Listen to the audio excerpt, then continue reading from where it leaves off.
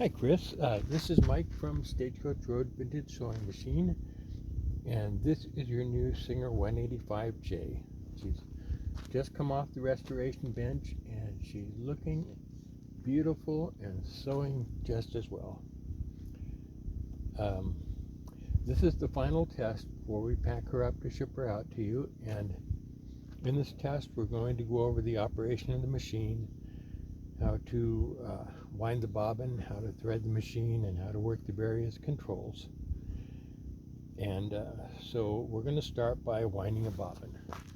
You'll find your bobbin below the slide plate here. There's a little push button on the side. You push it and it pops your bobbin up so you can pull it out.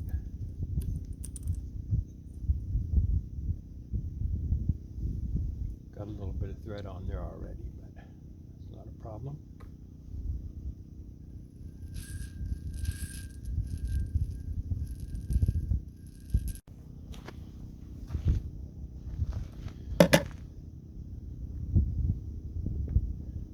To wind the bobbin, put your thread on the spool pin, go into the big thread guide up here, down to your bobbin winder thread guide. It's kind of an S-shaped wind you'll do around that. Put the thread through the hole in the side of the bobbin case. Hold on to it with your finger while you put a few wraps on it to hold the thread in place while the bobbin winds. Now, double checking to make sure that you're properly in your thread guides. Put the bobbin on with the thread going over the top of the bobbin in that direction.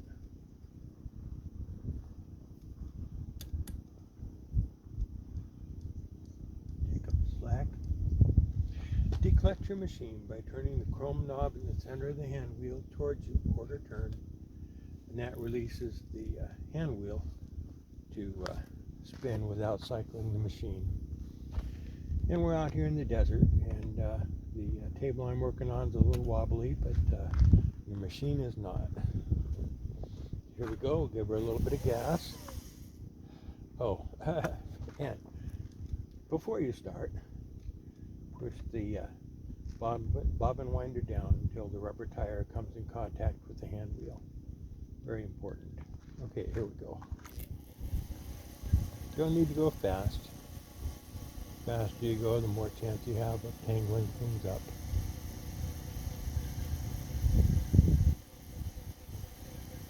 Okay, that should be more than plenty for our test.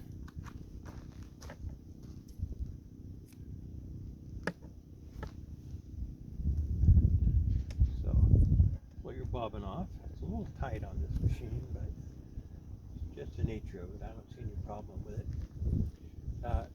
Retighten the chrome knob in the center of your hand wheel, and with the thread coming off the top of the bobbin in this direction, put your bobbin in the bobbin case, and you'll see a little notch in the side of the bobbin race, and you kind of have to work it in there because the slide plate's a little bit close to it, but go under that notch and pull until you feel your thread click into place. Then when you pull on it, you'll feel a little bit of drag on the thread. And then thread the machine by putting the thread on the spool pin, going into the thread guide at the top. Go between the discs of the tension assembly all the way around to the top again, so you can catch the check spring at the top. Go under the big thread guide down there, and then through your take-up lever,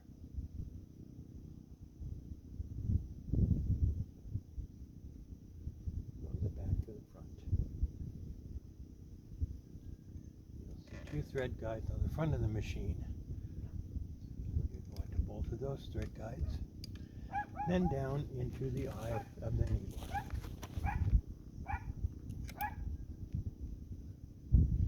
Got the neighbor's cute little dog over there contributing.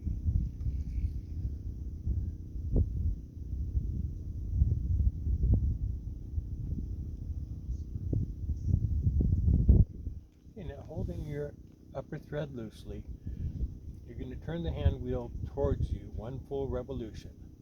And the needle will take the thread down where the hook will pick up the thread, wrap it around the bobbin, and bring up your lower thread.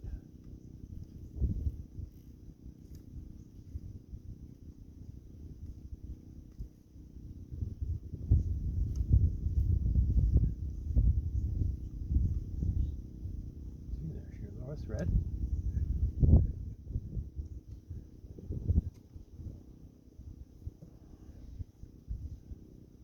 Take a little more upper thread than that. Put your thread between the toes of the pressure foot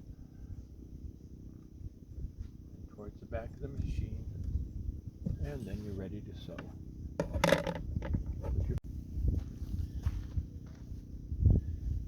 Put your fabric under the pressure foot.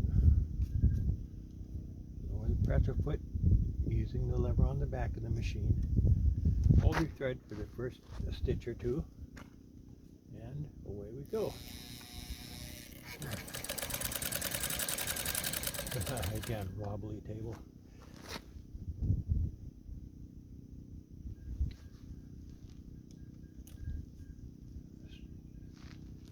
This is your stitch length adjustment here, and from the center line of the top, right here, center top, whatever. From the line here, this is your zero position where the fabric does not move when you run the machine. Going down, your stitches get longer and longer and longer and longer and longer until your bottom stitches are at the very bottom. Going from that line upwards, your stitches get longer and longer, but in reverse. And you have an accurate little pointer there that most machines don't have. That'll point out the number of stitches per inch. Let's go to about 12 stitches per inch. That's a pretty good stitch length for most average sewing.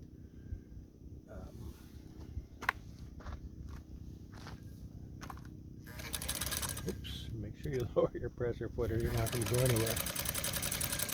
Okay, reverse, forward, reverse, forward. This is your upper tension assembly, and your machine is set so that your average stitch length will be at 3. And when you sew, your stitches should look pretty much the same on the bottom as they do on top. If your stitches are loose and loopy on the bottom, you may need a little bit more tension. Turn it up to 4, 3.5 or 4 maybe. If your fabric is puckering up, if you're working on a delicate fabric or lightweight fabric, you may need to let the upper tension off a little bit by backing it up to 2 or 2.5. Let's see. This is your pressure adjustment for your pressure foot, how hard the pressure foot presses on the fabric. And you just want enough pressure that your fabric moves along with authority. And on a more delicate fabric, too much pressure can actually leave marks in your fabric. So just use as much tension as you need so that your fabric moves along. Not many controls on this machine. I forgot to mention, when you're done winding the bobbin, as well as tightening the clutch knob, you need to raise your bobbin winder so the rubber tire is no longer in contact with the hand wheel, because that takes a lot of the power to turn the bobbin winder. That's about it. Light switch, of course, is on top of your light. Don't forget to oil your machine. When machines dry out, the parts rub against each other and wear. And when you oil your machine, the parts ride against each other on a thin layer of oil, which protects the parts and keeps the parts from ever actually contacting each other.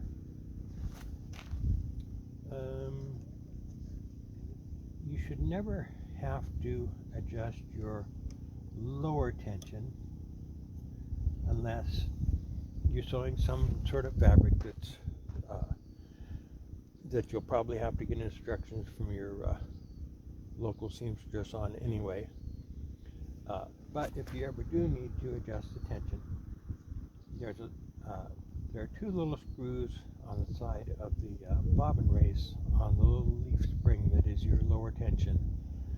Let your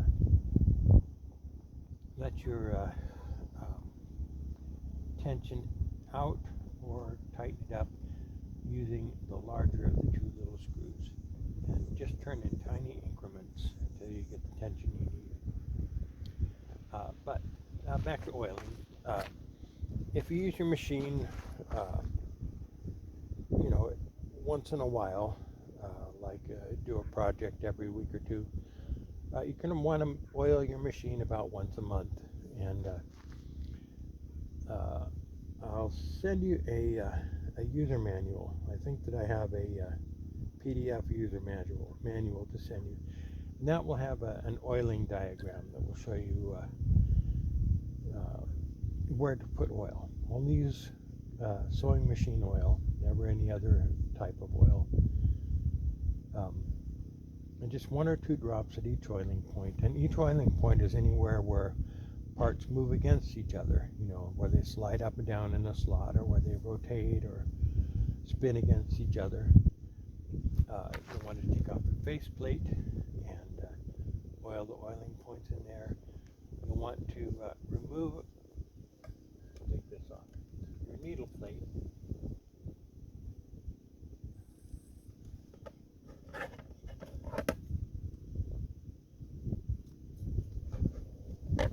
There are 2 screws here that hold it on. Remove your needle plate and brush out the lint that collects around your feed dogs, because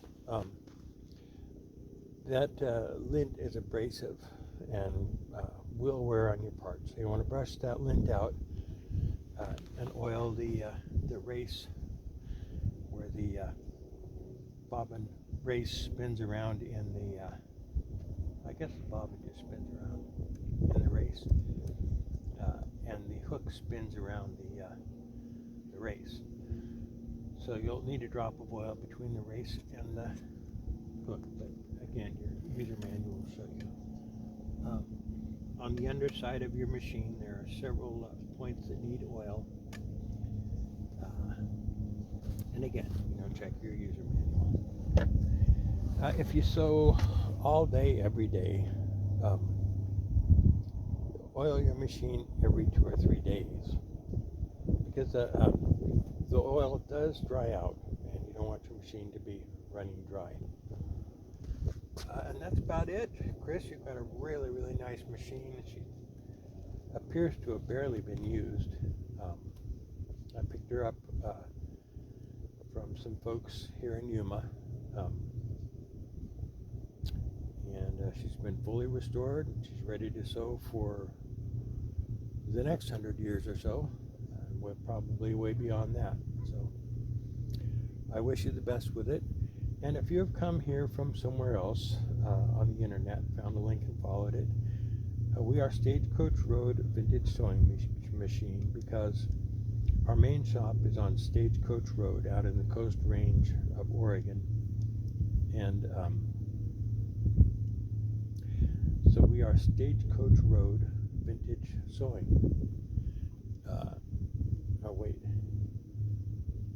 We are Stagecoach Road Vintage Sewing.